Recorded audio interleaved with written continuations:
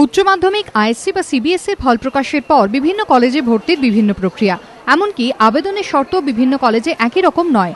এই প্রেক্ষাপটে অভিনব সিদ্ধান্ত বর্ধমান বিশ্ববিদ্যালয়ের অধীন 90টি কলেজে 40,000 অনার্সের আসনের জন্য এবার থেকে কেন্দ্রীয়ভাবে একটি ভর্তি প্রক্রিয়া। বিশ্ববিদ্যালয় কর্তৃপক্ষ জানিয়েছে, প্রত্যেক আবেদনকারী সর্বাধিক 5টি কলেজে আবেদন করতে পারবেন। প্রত্যেক আবেদনকারী সর্বাধিক 5টি বিষয়ে আবেদন করতে পারবেন, অর্থাৎ একজন আবেদনকারী 25টি করে পছন্দের সুযোগ পাবেন। 28শে জুনের পরিবর্তে 1 জুলাই পর্যন্ত করা যাবে অনলাইন রেজিস্ট্রেশন। 5ই জুলাই ওয়েবসাইট মারফত নিজেদের অবস্থান জানতে পারবেন আবেদনকারীরা। ওই দিন থেকে শুরু হবে ভর্তি প্রক্রিয়া। এই রেজিস্ট্রেশন প্রসেসকে আমরা আরেকটু পিছিয়ে দিচ্ছি।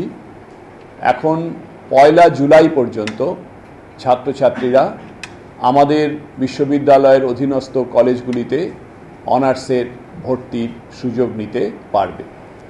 যে সমস্ত ছাত্রছাত্রীরা আমাদের বিশ্ববিদ্যালয়ের কলেজগুলিতে অনার্সে ভর্তি হতে চায়, তাদের সকলকেই এই অনলাইন রেজিস্ট্রেশনের মধ্যে দিয়ে আসতে হবে। এবছর থেকে অনলাইন প্রক্রিয়া ছাড়া বাইরে থেকে অনার্সে ভর্তি আর গ্রাহ্য নয় বর্ধমান বিশ্ববিদ্যালয়। এমনকি অনলাইনে ভর্তি ছাড়া অনার্সের পরীক্ষায় পর্যন্ত বসতে পারবেন না পরীক্ষার্থীরা। তবে জেনারেলের ভর্তিকে অনলাইনের বাইরে রাখা হয়েছে। সেক্ষেত্রে পাস বিষয়ের পড়ুয়ারা অনার্সে নতুন করে ভর্তি হতে পারবেন না।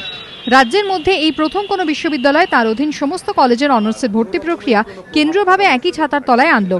শিক্ষাবিদদের বক্তব্য, এতে ভর্তি প্রক্রিয়া স্বচ্ছতা রক্ষিত হবে, অনিয়ম হলে তা গোপন থাকবে না।